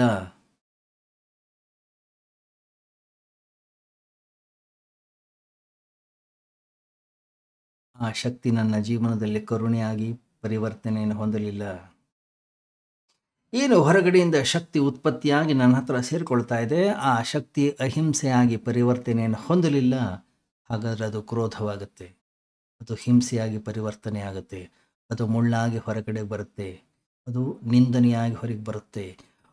ಅದು ಪ್ರಾರ್ಥನೆ ಆಗಬೇಕು, ಪ್ರಾರ್ಥನೆ ಆಗಲಿಲ್ಲ, ಹಾಗಾದರೆ ಅದು ನಿಂದನೆ ಆಗುತ್ತದೆ.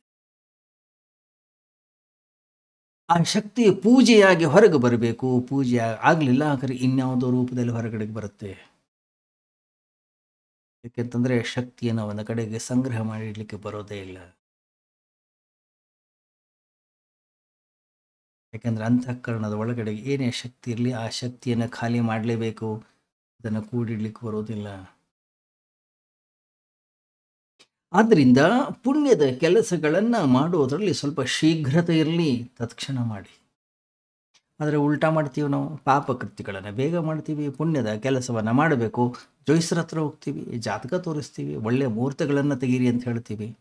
ಪಾಪಕೃತ್ಯಗಳನ್ನು ಮಾಡಿ ಆದಮೇಲೆ ಜಾತಕನ ತೆಗೆದುಕೊಂಡು ಹೋಗ್ತೀವಿ, ಯಾರನ್ನು ಕೂಡ ಕೇಳಲಿಕ್ಕೆ ಹೋಗೋದಿಲ್ಲ. ಒಳ್ಳೆ ಕೆಲಸಗಳನ್ನು ನಮ್ಮ ಜೀವನದಲ್ಲಿ ಏನಾದರೂ ಮಾಡಬೇಕು ಅಂತಂದ್ರೆ 10 ಬಾರಿ ವಿಚಾರ ಮಾಡ್ತೀವಿ, 10 ಸಾರಿ ಚಿಂತನೆಯನ್ನು ಮಾಡ್ತೀವಿ. ನಾಳೆ ಮಾಡೋಣ, ನಾಡಿದ್ದು ಮಾಡೋಣ, ಇನ್ನು 15 ದಿವಸ ಆಗೋಣ, ಆಷಾಢ ಮುಗಿಲಿ, ಶ್ರಾವಣ ಮುಗಿಲಿ, ಅದು ಮುಗಿಲಿ, ಇದು ಮುಗಿಲಿ, ಏನೋ ಪಾಪಕೃತ್ಯಗಳು ಘಟಿಸಬೇಕು ತತ್ಕ್ಷಣ, ಈ ಕ್ಷಣವೇ.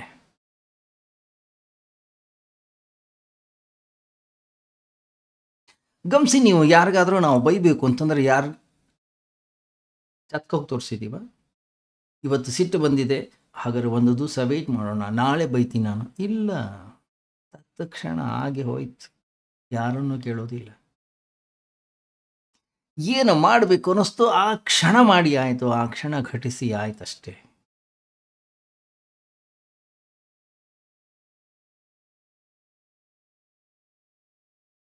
ಗಮನಿಸಿ, ನೀವು ಇಡೀ ಜಗತ್ತಿನ ಜನ ನಮಗೆ ಪ್ರೀತಿಯನ್ನು ಪ್ರೇಮವನ್ನು ತೋರಿಸ್ತಾರೆ. ನಾವು ಇನ್ನೊಬ್ಬರ ಮೇಲೆ ಪ್ರೀತಿಯನ್ನು ತೋರಿಸಿದೀವ? ಇಲ್ಲ. 10 ಬಾರಿ ವಿಚಾರ ಮಾಡ್ತೀವಿ, ಯಾಕೆ? ಅವ್ರ ಮೇಲೆ ಅನುಮಾನ ಪಡ್ತೀವಿ, ಸಂಶಯನ ಪಡ್ತೀವಿ.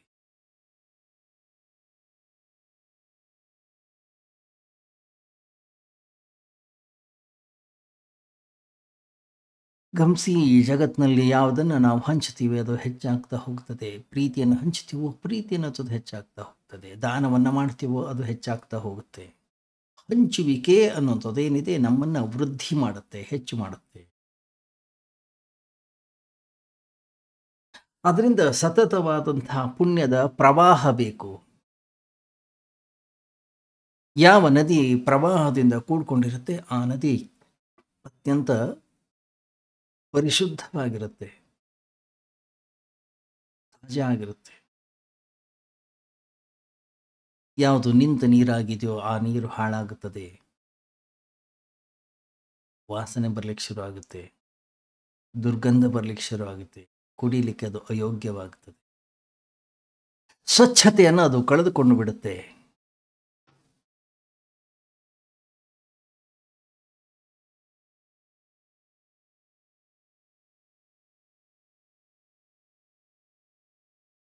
ಅದರಿಂದ ನಮ್ಮ ಅಂತಃಕರಣದ ಒಳಗಡೆಯ ಶಕ್ತಿ ಏನಿದೆ ಒಂದು ಸಂಗೀತವಾಗಿ ಹೊರಗಡೆಗೆ ಬರಬೇಕು, ಸುವಾಸನೆಯಾಗಿ ಹೊರಗಡೆ ಬರಬೇಕದು.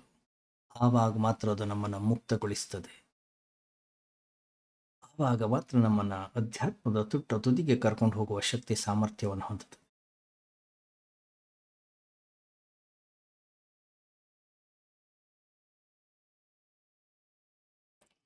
ಆದ್ದರಿಂದ ಅಂತಃಕರಣದ ಒಳಗಡೆಗೆ ಶಕ್ತಿಯ ಸಂಗ್ರಹವನ್ನು ನಾವು ಮಾಡಬಾರ್ದು. ಸ್ವಾಮೀಜಿ ಎಲ್ಲ ಇವತ್ತೇ ಮಾಡಿಬಿಟ್ರೆ ನಾಳೆ ಅರೆ ಇವತ್ತು ಬರುತ್ತೆ ಅಂತ ಗೊತ್ತಿತ್ತ ನಮಗೆ? ಇಲ್ಲ, ಬಂದಿದೆ ಅಲ್ವಾ, ನಾಳೆ ಬರುತ್ತೆ, ನಾಡಿದ್ದು ಕೂಡ ಸಿಗುತ್ತೆ, ಯಾರಿಲ್ಲ ಅಂದ್ರೆ.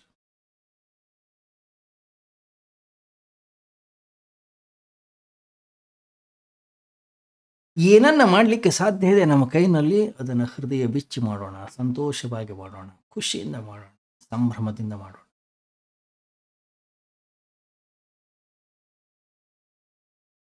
ಅವಕಾಶಗಳು ಈ ಜಗತ್ತಿನಲ್ಲಿ ಬೇಕಾದಷ್ಟು ಒದಗಿ ಬರ್ತವೆ ನಮಗೆ.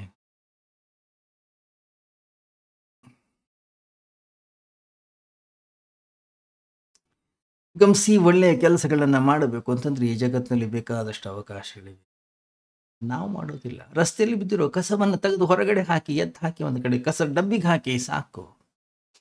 ಯಾರೋ ವ್ಯಕ್ತಿ ದುಃಖದಲ್ಲಿದ್ದಾನೆ, ಯಾವ ವ್ಯಕ್ತಿ ಅಳ್ತಾ ಇದ್ದಾನೆ, ಯಾವ ವ್ಯಕ್ತಿಗೆ ಏನೋ ಒಂದು ಸಹಾಯದ ಅವಶ್ಯಕತೆ ಇದೆ, ನಮ್ಮ ಕೈನಲ್ಲಿ ಏನು ಒಳ್ಳೆಯ ಕೆಲಸವನ್ನು ಮಾಡಲಿಕ್ಕೆ ಸಾಧ್ಯ ಇದೆ, ಎಷ್ಟು ಸಹಾಯವನ್ನು ಮಾಡಲಿಕ್ಕೆ ಸಾಧ್ಯ ಇದೆ, ಅಷ್ಟೇ ಒಳ್ಳೆಯ ಕೆಲಸವನ್ನು ನಾವು ಮಾಡೋಣ. ಏನಿದೆ, ತಪ್ಪೇನಿದೆ ಅದರಲ್ಲಿ?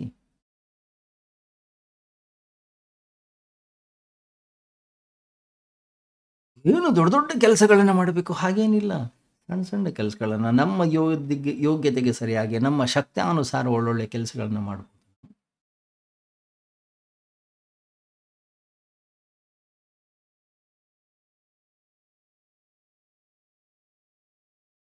ನಾವು ಮಾಡುವ ಕರ್ಮ, ನಾವು ಮಾಡ್ತಕ್ಕಂತಹ ಕೆಲಸ ಮತ್ತೊಬ್ಬರಿಗೆ ಸುಖವನ್ನು ಉಂಟು ಮಾಡ್ತಾ ಇದೆಯೋ, ಮತ್ತೊಬ್ಬರಿಗೆ ಶ್ರೇಯಸ್ಸನ್ನು ಉಂಟು ಮಾಡ್ತಾ ಇದೆಯೋ, ಅದಕ್ಕೆ ಹೆಸರು ಪುಣ್ಯ ಕರ್ಮ.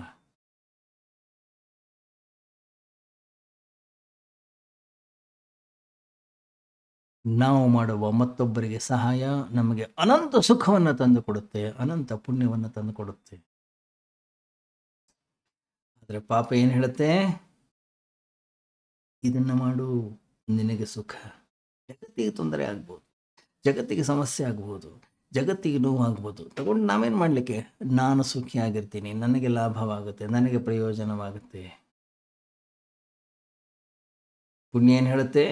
ಇದು ಮತ್ತೊಬ್ಬರಿಗೆ ಶ್ರೇಯಸ್ಸಾಗುತ್ತೆ, ಮತ್ತೊಬ್ಬರಿಗೆ ಒಳಿತಾಗುತ್ತೆ. ಪಾಪ ಹೇಳುತ್ತೆ ನಿನಗೂ ಸುಖವನ್ನು ತಂದು ಕೊಡ್ತೀನಿ ನಾನು ಅಂತ ಹೇಳಿ. ಅದು ಸುಖವನ್ನು ತಂದು ಕೊಡೋದಿಲ್ಲ, ಅದೊಂದು ಭ್ರಾಂತಿ ಅಷ್ಟೇ, ಅದು ಸತ್ಯ ಅಲ್ಲವೇ ಅಲ್ಲ.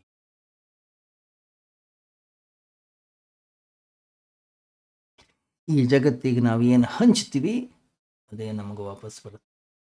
ಹೇಗೆ? ಅನಂತವಾಗಿ.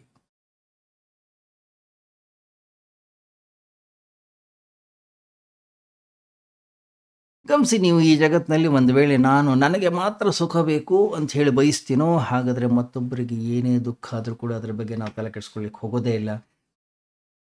ಅವನು ದುಃಖ ಆದರೆ ಏನಂತೆ? ನನಗೆ ಸುಖ ಬೇಕಷ್ಟೇ, ನಾನು ಚೆನ್ನಾಗಿರ್ಬೇಕು, ನನಗೆ ಲಾಭವಾಗಿರ್ಬೇಕು, ಅದನ್ನು ಬಿಟ್ಟು ಬೇರೆ ಏನು ಬೇಕಾಗಿಲ್ಲ.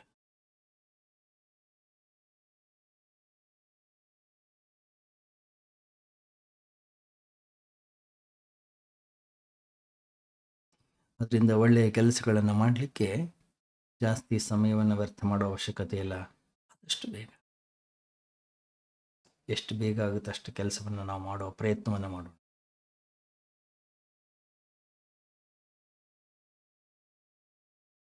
ಯಾಕೆಂದರೆ ಒಳ್ಳೆಯ ಕೆಲಸವನ್ನು ಮಾಡಲಿಕ್ಕೆ ಸ್ವಲ್ಪ ಏನಾದರೂ ಸಮಯವನ್ನು ಹೆಚ್ಚು ತೆಗೆದುಕೊಂಡೆವು, ಗೊತ್ತಿಲ್ಲ ಯಾವಾಗ ಆ ಪಾಪ ಅನ್ನೋದು ಒಳಗಡೆ ಉದಯವಾಗ್ತದೆ, ಯಾವಾಗ ಆ ಕೆಲಸವನ್ನು ಇನ್ನೇನು ಮಾಡಿಬಿಡ್ತೀವೋ ಗೊತ್ತಿಲ್ಲ. ಯಾಕಂದರೆ ಶಕ್ತಿ ಒಂದು ಕಡೆಗೆ ನಿಂತ್ಕೊಳ್ಳಿಕ್ಕೆ ಸಾಧ್ಯ ಇಲ್ಲ, ಪಾಪದ ಕಡೆಗೆ ಉನ್ಮುಖವಾಗಿಬಿಡುತ್ತದು. ಅದು ಅವಕಾಶವನ್ನು ಹುಡುಕ್ತಾ ಇರೋದಷ್ಟೆ.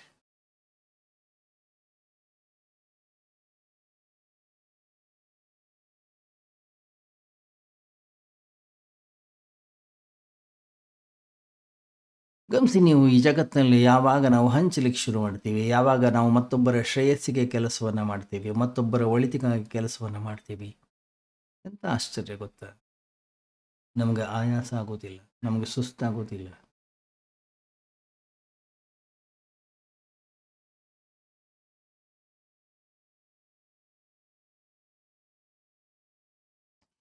ಯಾವ ವ್ಯಕ್ತಿಗೆ ದೋಚಬೇಕು, ಯಾವ ವ್ಯಕ್ತಿ ತಾನು ಸಂತೋಷವಾಗಿರಬೇಕು, ಯಾವ ವ್ಯಕ್ತಿ ತಾನು ಸುಖದಿಂದಿರಬೇಕು, ಯಾವ ವ್ಯಕ್ತಿಗೆ ತನ್ನ ಸುಖವೇ ಅವನಿಗೆ ಮುಖ್ಯವಾಗುತ್ತೋ, ಈ ದರಿದ್ರನಾಗ್ತಾನೆ.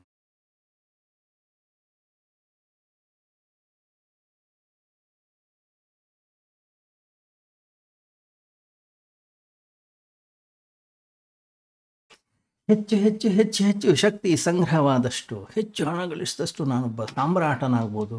ಕರೆಕ್ಟು. ಹೆಚ್ಚು ಶಕ್ತಿಯ ಸಂಗ್ರಹ ಆದಷ್ಟು ನಾನು ದೊಡ್ಡ ವ್ಯಕ್ತಿ ಆಗ್ಬೋದು.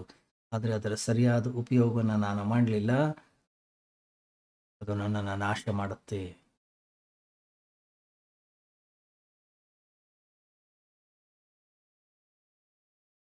ಶಕ್ತಿ ಸ್ವಲ್ಪ ಹೊತ್ತೇ ನನ್ನ ಅಂತಃಕರಣದಲ್ಲಿ ಸಂಗ್ರಹವಾದರೂ ಕೂಡ ಅದು ವಿಷಾಕ್ತವಾಗುತ್ತೆ. ಗಮನಿಸಿ, ನೀವು ಈ ಜಗತ್ತಲ್ಲಿ ಯಾವುದೇ ಅತಿಯಾಗಲಿ ಅದು ವಿಷಾಕ್ತವಾಗ್ಬಿಡುತ್ತೆ.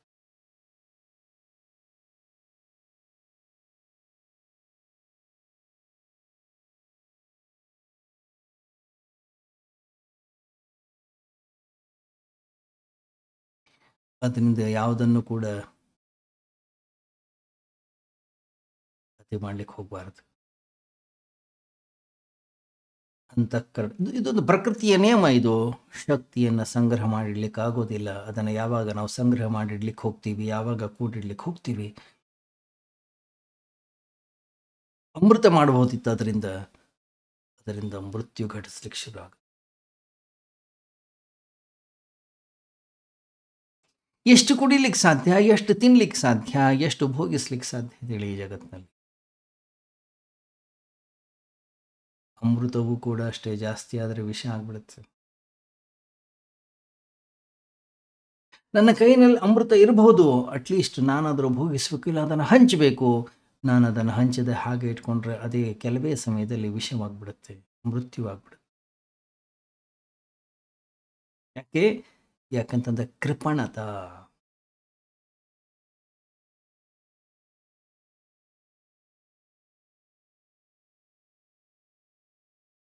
ಏನು ಮಾಡೋದು? ಹಂಚುವಿಕೆ, ಇನ್ನೊಬ್ಬರಿಗೆ ಕೊಡುವಂಥದ್ದು, ಮತ್ತೊಬ್ಬರಿಗೆ ಒಳಿತನ ಮಾಡುವಂಥದ್ದು ಬರೋದೇ ಇಲ್ಲ. ಜೀವನವನ್ನು ಮಾಡ್ತಾ ಇದ್ದೀವಿ, ನಾವು ಹಂಚುವಿಕೆ ನಮ್ಮ ಹತ್ರ ಇಲ್ಲ. ನಮ್ಮ ಜೀವನ ಹೇಗಿದೆ? ಸಾಯ್ತಾ ಇದ್ದೀವಿ ಅಷ್ಟೇ. ನಾವು ಒಂದು ದಿವಸ ಸಾಯೋದನ್ನು, ಸಾಯುವ ಆ ಮಧ್ಯದ ಸಮಯವನ್ನು ನಾವು ಜೀವನ ಅಂತ ನಾವು ತಿಳ್ಕೊಂಡಿದ್ದೀವಿ.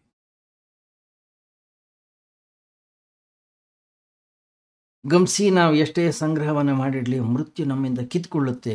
ಮೃತ್ಯು ನಮ್ಮಿಂದ ಕಿತ್ಕೊಳ್ಳೋಕ್ಕಿಂತ ಮೊದಲೇ ನಾವೇ ದಾನ ಮಾಡೋಣ, ನಾವೇ ಹಂಚೋಣ.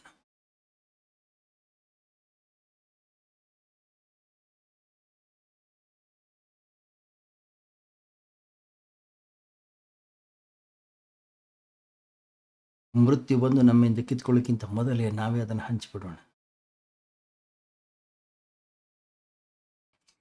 ಯಾವ ವ್ಯಕ್ತಿ ಈ ಜಗತ್ತಿನಲ್ಲಿ ಹಂಚುತ್ತಾನೆ, ಯಾವ ವ್ಯಕ್ತಿ ಈ ಜಗತ್ತಿನಲ್ಲಿ ದಾನವನ್ನು ಮಾಡ್ತಾನೆ, ಯಾವ ವ್ಯಕ್ತಿ ಈ ಜಗತ್ತಿಗೆ ಕೊಡುಗೈ ದಾನಿಯಾಗಿದ್ದಾನೆ, ಅವನು ಸಾಯೋದೇ ಇಲ್ಲ.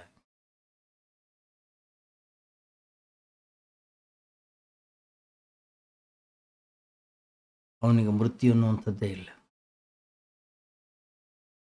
ಯಾವ ವ್ಯಕ್ತಿ ಈ ಜಗತ್ತಿಗೆ ಒಳಿತನ್ನ ಮಾಡೋದರಲ್ಲಿ ತನ್ನ ಜೀವನವನ್ನು ನಿರತಕ ಮಾಡಿಕೊಂಡಿದ್ನೋ, ತನ್ನ ಜೀವನವನ್ನು ವ್ಯತೀತಗೊಳಿಸ್ಕೊಂಡಿದ್ನೋ, ಶಾರೀರಿಕವಾಗಿ ಅವ್ರು ಯಾರು ನಮ್ಮ ಮುಂದೆ ಇಲ್ಲದೆ ಇರ್ಬೋದು,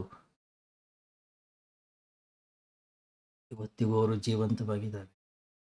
ಯಾವ ವ್ಯಕ್ತಿ ಒಳ್ಳೆಯದನ್ನು ಮಾಡಿದ್ದಾನೆ, ಯಾವ ವ್ಯಕ್ತಿ ದಾನ ಮಾಡಿದ್ದಾನೆ, ಯಾವ ವ್ಯಕ್ತಿ 4 ಜನರಿಗೆ ಉಪಕಾರವನ್ನು ಮಾಡಿದ್ದಾನೆ, ಯಾವ ವ್ಯಕ್ತಿ 4 ಜನರ ಶ್ರೇಯಸ್ಸಿಗಾಗಿ ದುಡಿದಿದ್ದಾನೆ, ಸಮಾಜದ ಒಳಿತಿಗಾಗಿ ಅವನು ಕೆಲಸವನ್ನು ಮಾಡಿದ್ದಾನೆ, ಇವತ್ತಿಗೂ ಜನ ಅವರನ್ನು ಸ್ಮರಿಸ್ತಾರೆ.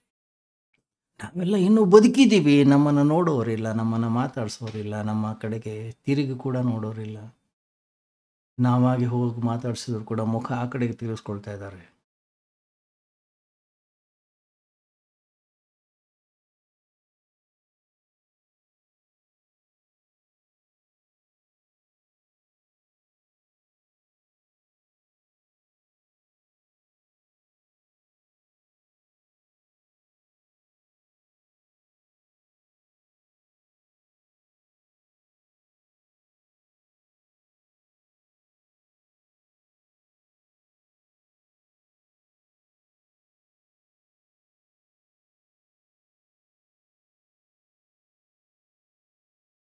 ಮಾರ್ಕೆಟ್ನಲ್ಲಿರ್ತೀವಿ, ಸಂತೆಯಲ್ಲಿರ್ತೀವಿ, ಬಹಳಷ್ಟು ಗಲಾಟೆ ನಡೀತಾ ಇರುತ್ತಲ್ಲಿ. ಗಲಾಟೆಯಲ್ಲಿ ನಾವು ಕಳ್ಕೊಂಡು ಹೋಗಿರ್ತೀವಿ. ಯಾರೋ ಒಬ್ಬರು ಕೂಗ್ತಾರೆ, ಏಯ್ ನಿನ್ನ ಮನೆಗೆ ಬೆಂಕಿ ಬಿದ್ದಿದೆ.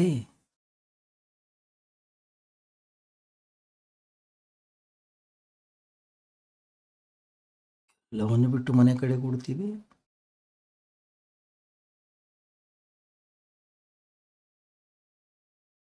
ಎಷ್ಟೇ ಗಲಾಟೆ ಇರಲಿ ಎಲ್ಲವನ್ನೂ ಮರಿತೀವಿ ನಾವು.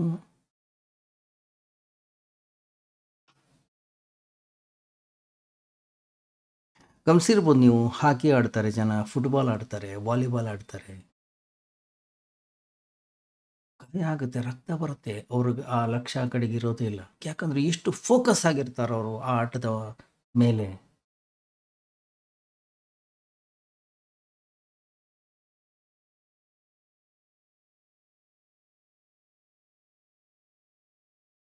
ನೋವಾಗೋದಿಲ್ಲ ಅಂತಿಲ್ಲ, ನೋವಾಗುತ್ತೆ ಅವ್ರಿಗೆ, ಆದರೂ ಕೂಡ ಗೊತ್ತೇ ಆಗೋದಿಲ್ಲ ಅವ್ರಿಗೆ. ಜೀವನದಲ್ಲಿ ಬಹಳ ಅದ್ಭುತವಾದಂಥ ಕಥೆಗಳಿವೆ. ಯುದ್ಧ ಭೂಮಿಯಲ್ಲಿ ಯುದ್ಧವನ್ನ ಮಾಡ್ತಾ ಇರ್ತಕ್ಕಂತಹ ಒಬ್ಬ ಯೋಧ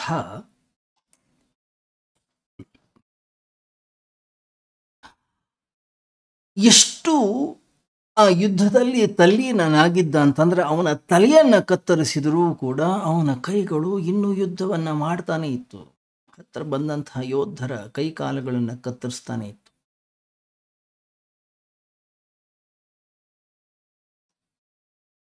ಕತೆ ಎಷ್ಟು ಸತ್ಯವೋ ಎಷ್ಟು ಸುಳ್ಳು ಗೊತ್ತಿಲ್ಲ, ಆದರೆ ಆಧ್ಯಾತ್ಮಿಕ ಸಾಧಕನಿಗೆ ಈ ಕಥೆ ಅನ್ನೋದು ಬಹಳ ಪರಿಣಾಮಕಾರಿಯಾಗಿದೆ.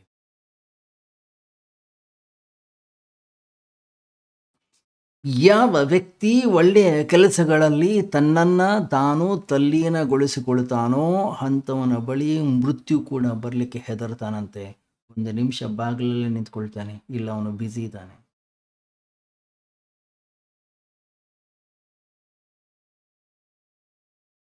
ರಾಣ ಸಾಂಗಾನ ಕತ್ತನ್ನ ಕತ್ತರಿಸಿದ್ರು, ಯುದ್ಧವನ್ನ ಮಾಡ್ತಾನೆ ಇದ್ದ. ಜನ ಅಂದ್ರಂತೆ, ಏನು ಮಾಡ್ತಾ ಇದೀಯಾ ನೀನು, ನಿನ್ನ ತಲೆಯನ್ನ ಕತ್ತರಿಸಲಾಗಿದೆ, ಇನ್ನು ಯುದ್ಧವನ್ನ ಮಾಡ್ತಾ ಇದೀಯಾ?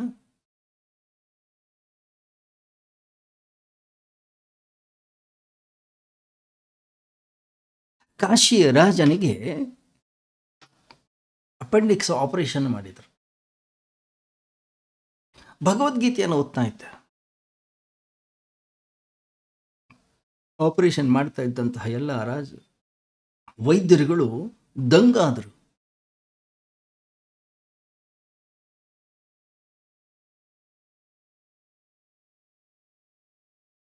ಯಾಕೆಂದ್ರೆ ಕಾಶಿಯ ರಾಜ ಅನಸ್ತೇಷ ತೆಗೆದುಕೊಳ್ಳಿಲ್ಲ. ತನ್ನ ಪೂರ್ತಿ ಲಕ್ಷ್ಯವನ್ನ ಭಗವದ್ಗೀತೆಯಲ್ಲಿ ಕೇಂದ್ರೀಕರಿಸ್ತಾ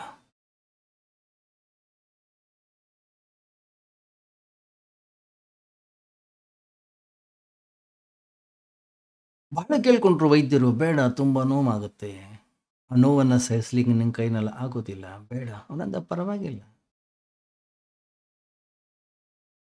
ಒಂದು ಈಗ ಸಾಯ್ತೀನಿ, ಇಲ್ಲ ಇನ್ನೊಂದು ಸ್ವಲ್ಪ ದಿನಗಳ ನಂತರ ಸಾಯ್ತೀನಿ, ಅದಕ್ಕಿಂತ ಹೆಚ್ಚಿನ ವ್ಯತ್ಯಾಸ ಅಂತೂ ಏನಾಗೋದಿಲ್ಲ ಈ ಜಗತ್ತಿನಲ್ಲಿ.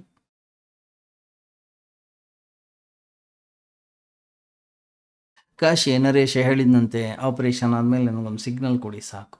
ಗೀತೆಯನ್ನು ಓದ್ತಾನೆ ಇದ್ದ. ತನ್ನ ಲಕ್ಷ್ಯ ಪೂರ್ತಿ ಗೀತೆಯಲ್ಲಿತ್ತು, ಶರೀರದ ಕಡೆಗೆ ಇರಲೇ ಇಲ್ಲ.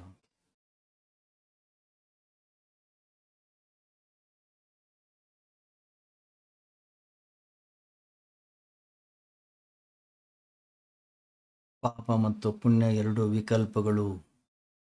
ನನ್ನ ಧ್ಯಾನ ಕರುಣೆಯ ಕಡೆಗಿದೆಯೋ, ನನ್ನ ಧ್ಯಾನ ಅಹಿಂಸೆಯ ಕಡೆಗಿದೆಯೋ, ನನ್ನ ಧ್ಯಾನ ಒಳ್ಳೆಯದರ ಕಡೆಗಿದೆಯೋ, ನನ್ನ ಧ್ಯಾನ ಸತ್ವತೆಯ ಕಡೆಗಿದೆಯೋ, ಹಾಗಾದರೆ ಕೆಟ್ಟದ್ದು ಘಟಿಸ್ಲಿಕ್ಕೆ ಸಾಧ್ಯವೇ?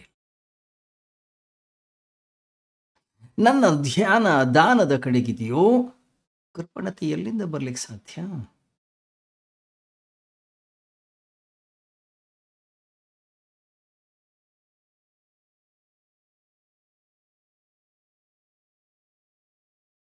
ಅದರಿಂದ ಪುಣ್ಯ ಕರ್ಮಗಳನ್ನು ಬೇಗ ಬೇಗ ಮಾಡಿ ಅಂತ ಹೇಳೋ ಅರ್ಥ ಏನು? ಯಾವಾಗ ನಾವು ಒಳ್ಳೆಯ ಕರ್ಮಗಳಲ್ಲಿ, ಒಳ್ಳೆಯ ಕೆಲಸಗಳಲ್ಲಿ ನಮ್ಮನ್ನು ನಾವು ತೊಡಗಿಸಿಕೊಳ್ತೀವೋ, ನಮ್ಮಿಂದ ಪಾಪ ಕರ್ಮಗಳು ಘಟಿಸ್ಲಿಕ್ಕೆ ಆಗೋದಿಲ್ಲ. ಯಾಕೆಂದರೆ ಅದರ ಕಡೆಗೆ ಸಮಯ ಇಲ್ಲ ನಮ್ಮ ಹತ್ರ ಕೊಡಲಿಕ್ಕೆ.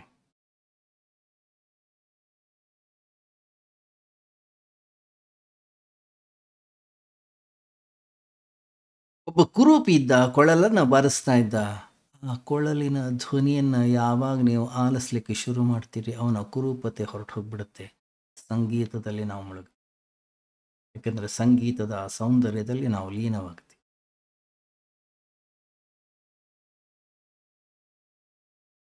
ಯಾವಾಗ ಅವನ ಕುರೂಪ ಮುಖದ ಕಡೆಗೆ ನಮ್ಮ ಲಕ್ಷ್ಯ ಹೋಯ್ತೋ, ಅವನು ಕೊಳ್ಳಲನ್ನು ಬಾರಿಸ್ತಾ ಇರ್ತಾನೆ, ಸಂಗೀತ ಅನ್ನೋದು ನಡೀತಾ ಇರುತ್ತೆ.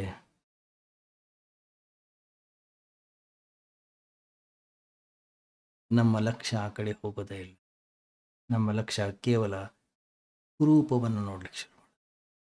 ಗುಲಾಬಿಯ ಗಿಡದಲ್ಲಿರ್ತಕ್ಕಂತಹ ಮುಳ್ಳಿನ ಕಡೆಗೆ ನನ್ನ ಲಕ್ಷ್ಯ ಹೋಯ್ತೋ, ಸುಂದರವಾಗಿ ಅರಳಿ ನಿಂತಿರ್ತಕ್ಕಂತಹ ಗುಲಾಬಿ ಕಾಣಿಸೋದಿಲ್ಲ ನಮಗೆ.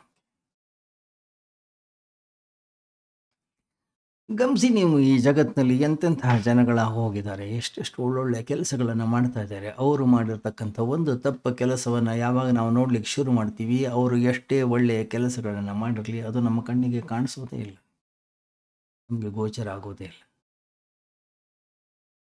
ಅದರಿಂದ ಒಳ್ಳೊಳ್ಳೆಯ ಕೆಲಸಗಳನ್ನು ಮಾಡಲಿಕ್ಕೆ ನಾವು ಆತುರವಾಗಿರಬೇಕು, ನಾವು ಪ್ರಯತ್ನಶೀಲರಾಗಿರಬೇಕು. ಎಷ್ಟು ಸಾಧ್ಯ ಅಷ್ಟು ಬೇಗ ಮಾಡುವ ಸಂಕಲ್ಪವನ್ನು ಹೊಂದಬೇಕು ನಾವು.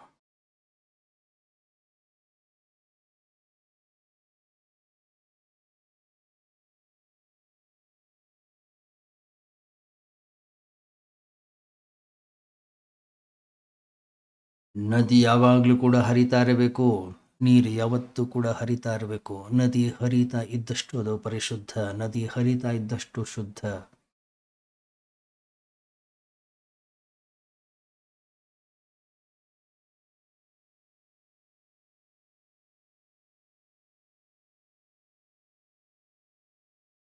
ಪುಣ್ಯ ಕರ್ಮಗಳನ್ನು, ಒಳ್ಳೊಳ್ಳೆಯ ಕೆಲಸಗಳನ್ನು, 4 ಜನರಿಗೆ ಉಪಕಾರವನ್ನು ಮಾಡ್ತಕ್ಕಂಥ ಕೆಲಸಗಳಲ್ಲಿ ನಮ್ಮನ್ನು ನಾವು ತೊಡಗಿಸಿಕೊಳ್ಳಬೇಕು.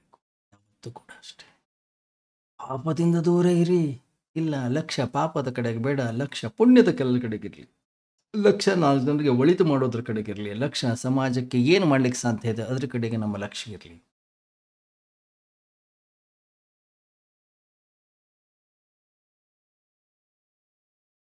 ಒಬ್ಬ ಧಾರ್ಮಿಕ ವ್ಯಕ್ತಿ ಸಕಾರಾತ್ಮಕವಾಗಿ ಚಿಂತನೆಯನ್ನು ಮಾಡ್ತಾನೆ.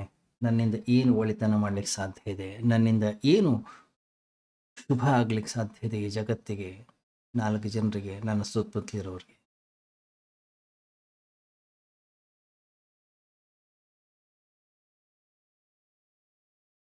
ಯಾಕೆಂದರೆ ತತ್ಕ್ಷಣ ಮಾಡಲಿಲ್ಲ, ಗೊತ್ತಿಲ್ಲ ಯಾವ ಕ್ಷಣಕ್ಕೆ ನಮ್ಮ ಮನಸ್ಸು ಬದಲಾಗುತ್ತದೆ, ಯಾವ ಕ್ಷಣಕ್ಕೆ ನಮ್ಮ ಮನಸ್ಸು ಯಾವ ಪ್ರತಿಕ್ರಿಯೆಯನ್ನು ಕೊಡುತ್ತೆ ನಮಗೆ ಗೊತ್ತಿಲ್ಲ. ಯಾವ ಕ್ಷಣಕ್ಕೆ ನಮ್ಮ ಮೃತ್ಯು ಅನ್ನೋದು ಘಟಿಸ್ತದೆ ಗೊತ್ತಿಲ್ಲ, ಮುಂದಿನ ಕ್ಷಣಕ್ಕೆ ಏನಾಗುತ್ತೆ ಅನ್ನೋದು ನಮಗೆ ಗೊತ್ತಿಲ್ಲ. ಆದ್ದರಿಂದ ಯಾವ ಕ್ಷಣದಲ್ಲಿ ಒಳ್ಳೆಯ ಭಾವನೆಗಳು ಬರ್ತವೆ, ಒಳ್ಳೆಯ ವಿಚಾರಗಳು ಬರ್ತವೆ, ಒಳ್ಳೆಯ ಕರ್ಮಗಳನ್ನು ಮಾಡಬೇಕು ಅಂತಕ್ಕಂಥ ಸಂಕಲ್ಪ ಅಂತಃಕರಣದ ಒಳಗಡೆ ಉದಯವಾಗ್ತದೆ, ತಕ್ಷಣವೇ ಮಾಡಬೇಕು. ಯಾಕೆಂದರೆ ವಸಂತ ಯಾವಾಗಲೂ ಇರೋದಿಲ್ಲ, ಯಾವಾಗಲೂ ಮಳೆಗಾಲ ಇರುವುದಿಲ್ಲ. ಒಂದು ಹಂತ ಬರುತ್ತೆ, ಮುಗಿದೋಗ್ಬಿಡುತ್ತೆ, ಚಳಿಗಾಲ ಶುರು ಆಗುತ್ತೆ, ಮತ್ತೆ ಬೇಸಿಗೆ ಶುರು ಆಗುತ್ತೆ. ನಾವು ಈ ಜಗತ್ತಿನಲ್ಲಿ ಏನು ಮಾಡಲಿ ಏನು ಬಿಡಲಿ, ಕಾಲ ಅನ್ನೋದು ಹೋಗ್ತಾ ಇರುತ್ತೆ, ಕಾಲ ಬದಲಾಗ್ತಾ ಇರುತ್ತೆ. ನನ್ನ ಹತ್ರ ಇರ್ತಕ್ಕಂಥ ಸಮಯವನ್ನು ನಾನು ಒಳ್ಳೆಯ ರೀತಿಯಲ್ಲಿ ಉಪಯೋಗಿಸ್ಕೊಳ್ತೀನೋ ಸೃಜನಾತ್ಮಕತೆಯ ಮೂಲಕ.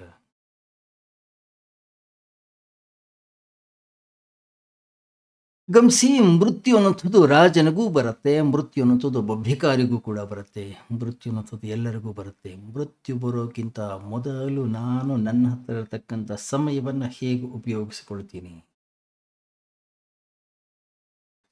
ಸುಮ್ಮನೆ ಕೂತ್ಕೊಳ್ಬೋದು, ಸಮಯ ಹೋಗ್ತದೆ. ನಿದ್ರೆಯನ್ನು ಮಾಡ್ತಾ ಇರ್ಬೋದು, ಸಮಯ ಅನ್ನೋದು ಹೋಗ್ತದೆ. ಒಳ್ಳೆಯ ವಿಚಾರ, ಒಳ್ಳೆಯ ಚಿಂತನೆಯನ್ನು ಮಾಡ್ತಾ ಸಮಯವನ್ನು ಕಳಿಬೋದು.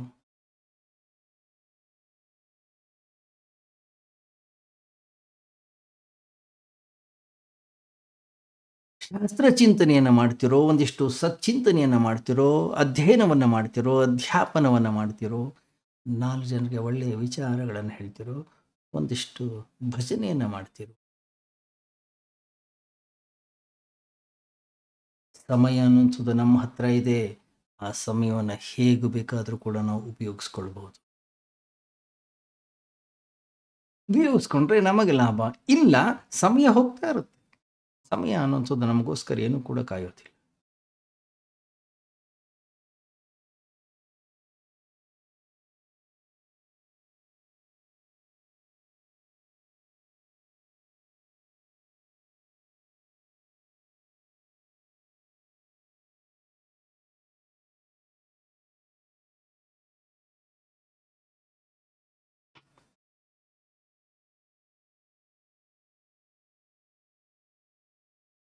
ಗಮನಿಸಿ, ನಾವು ಯಾವುದಾದ್ರೂ ಕರ್ಮವನ್ನು ಮಾಡಲಿಕ್ಕೆ ಶುರು ಮಾಡಿದರೆ ಮತ್ತೆ ಮತ್ತೆ ಮತ್ತೆ ಮತ್ತೆ ಅದನ್ನೇ ಮಾಡ್ತೀವಿ. ಮತ್ತೆ ಮತ್ತೆ ಮತ್ತೆ ಮತ್ತೆ ಅದರಲ್ಲಿ ನಿರತರಾಗ್ತೀವಿ ನಾವು. ಪಾಪ ಕೃತ್ಯಗಳು ಅಂತಕ್ಕಂಥವೇನಿವೆ ಅದಕ್ಕೆ ಎರಡು ರೂಪ. ಒಂದು ಕ್ಷಣಿಕ ರೂಪ, ಅದು ಕ್ಷಮಾಯೋಗ್ಯವಾಗಿದೆ. ಇನ್ನೊಂದಿದೆ ಸ್ಥಾಯಿ ರೂಪ, ಯಾವಾಗಲೂ ಕೂಡ ಇರುತ್ತೆ, ಅದು ಕ್ಷಮಾಯೋಗ್ಯ ಅನ್ನೋದು. ಒಂದು ಸಣ್ಣ ಮಗು ಇದೆ, ಏನೋ ಒಂದು ತಪ್ಪು ಮಾಡ್ತು, ಒಂದು ಬಾರಿಸ್ತೀವಿ ನಾವು ಮಗುವಿಗೆ. ಸ್ವಲ್ಪ ಹೊತ್ತು ಗಲಾಟೆ ಮಾಡುತ್ತೆ, ಸ್ವಲ್ಪ ಹೊತ್ತು ಅಳುತ್ತೆ, ಸ್ವಲ್ಪ ಹೊತ್ತು ರಂಪಾಟ ಮಾಡುತ್ತೆ, ಸ್ವಲ್ಪ ಹೊತ್ತು ಆದ್ಮೇಲೆ ಮರ್ತೋಗ್ಬಿಡುತ್ತೆ. ಮತ್ತೆ ಅದೇ ನಮ್ಮ ತೊಡೆ ಮೇಲೆ ಬಂದು ಕೂತ್ಕೊಳ್ಳುತ್ತೆ, ಮತ್ತೆ ಅದೇ ಆಟ ಆಡ್ಲಿಕ್ಕೆ ಶುರು ಮಾಡುತ್ತೆ, ಮತ್ತೆ ಅದೇ ನಗ್ಲಿಕ್ಕೆ ಶುರು ಮಾಡುತ್ತೆ. ಏಟು ಕೊಟ್ಟಾಗ ಅದೇ ಮಗು ನಮ್ಗೆ ಹೇಳ್ತಾ ಇತ್ತು, ಇನ್ನು ಮೇಲೆ ನಿನ್ನ ಜೊತೆ ಮಾತಾಡೋದೇ ಇಲ್ಲ, ನಾನು ನಿನ್ನ ಜೊತೆ ಟೂ ಬಿಟ್ಟಿದ್ದೀನಿ ಅಂತ ಹೇಳ್ತಾ ಇರುತ್ತೆ. ಸ್ವಲ್ಪ ಅದಕೊಳ್ಳೆ ಎಲ್ಲವನ್ನೂ ಮರೆತು ಹೋಗುತ್ತೆ, ಮತ್ತೆ ನಮ್ಮ ಜೊತೆಗೆ ಆಟ ಆಡುತ್ತೆ.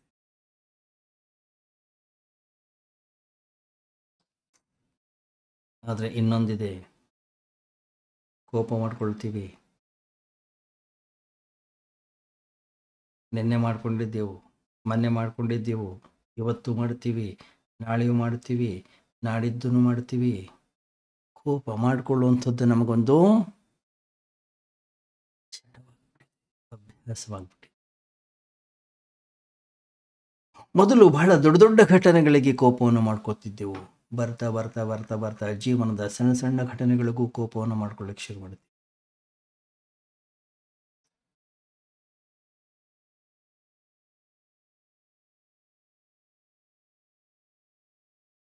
ಗಮನಿಸಿದರೆ ನೀವು, ಜನ ಸಿಗರೇಟ್ ಸೇದ್ತಾರೆ. ಸಿಗರೇಟ್ ಸೇತೋದ್ರಿಂದ ಅವ್ರಿಗೊಂದು ಸ್ಫೂರ್ತಿ ಬರುತ್ತೆ. ಕೊನೆಗೆ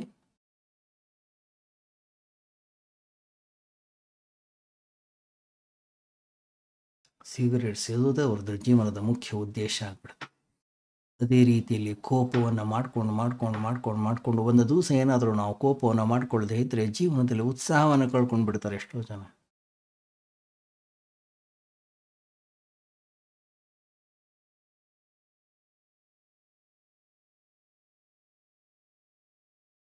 ಕೋಪ ಮಾಡಿಕೊಳ್ಳುವಂಥದ್ದೇ ಜಗತ್ತಿನಲ್ಲಿ ನರಕದ ನಿರ್ಮಾಣವನ್ನು ಮಾಡುವಂಥದ್ದೇ ನಮ್ಮ ಜೀವನದ ಮುಖ್ಯ ಉದ್ದೇಶ. ಆದರೆ ಅದರಲ್ಲಿ ರಸವನ್ನು ಕಂಡುಕೊಂಡ್ರೆ, ಅದರಲ್ಲಿ ಸುಖ ಸಂತೋಷವನ್ನು ಕಂಡುಕೊಂಡ್ರೆ ಎಲ್ಲಿ ಹೋಗಿ ಸೇರ್ತೀವಿ ನೋಡೋಣ. ಅದರಿಂದ ಯಾವುದನ್ನು ಮತ್ತೆ ಮತ್ತೆ ಮತ್ತೆ ಮತ್ತೆ ಪುನರುಕ್ತಿ ಮಾಡ್ತೀವೋ ಅದು ಕ್ಷಮಾಯೋಗ್ಯವಲ್ಲ.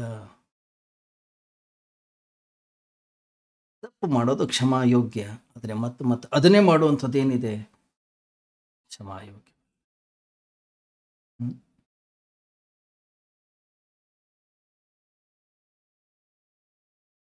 ಯಾವುದನ್ನು ಮತ್ತೆ ಮತ್ತೆ ಮತ್ತೆ ಮತ್ತೆ ಮತ್ತೆ ನಾವು ಮಾಡ್ತಾ ಹೋಗ್ತೀವಿ, ಕೆಲವು ದಿನಗಳ ನಂತರ ಅದು ಸಹಜವಾಗಿಬಿಡುತ್ತೆ.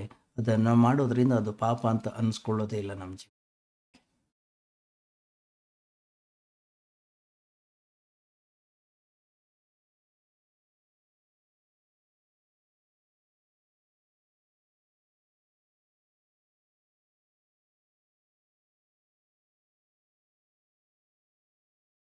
ನಾವು ಜಗತ್ತಿನಲ್ಲಿ ನೋಡ್ತೀವಿ, ಕೆಲವರು ಆವಾಗ ಕೋಪ ಮಾಡ್ಕೊಳ್ತಾರೆ, ಇನ್ನು ಕೆಲವರು ಯಾವಾಗಲೂ ಕೋಪದಲ್ಲೇ ಇರ್ತಾರೆ. ಸತತವಾಗಿರ್ತಕ್ಕಂತಹ ಕ್ರೋಧದ ಧಾರೆ ಅನ್ನೋದು ಯಾವಾಗಲೂ ಕೂಡ ಹರಿತಾ ಇರುತ್ತೆ.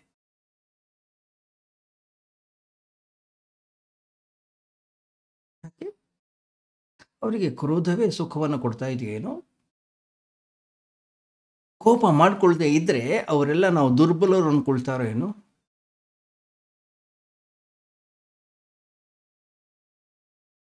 ಗಮನಿಸಿ, ಕ್ರೋಧ ದುಃಖವನ್ನು ಮಾತ್ರ ಕೊಡೋದಲ್ಲ, ಕ್ರೋಧ ನಮಗೆ ಅಹಂಕಾರವನ್ನು ಕೂಡ ತಂದು ಕೊಡುತ್ತೆ.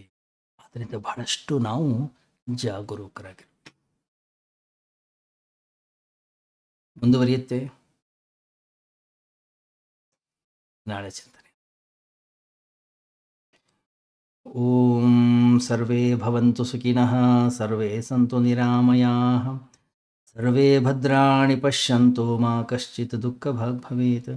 ಅಸತೋ ಮಾ ಸದ್ಗಮಯ ತಮಸೋ ಮಾ ಜ್ಯೋತಿರ್ಗಮಯ ಮೃತ್ಯೋರ್ಮಾ ಅಮೃತಂಗಮಯ. ಓಂ ಶಾಂತಿ ಶಾಂತಿ ಶಾಂತಿ. ಹರಿ ಓಂ. ಶ್ರೀ ಗುರುಭ್ಯೋ ನಮಃ.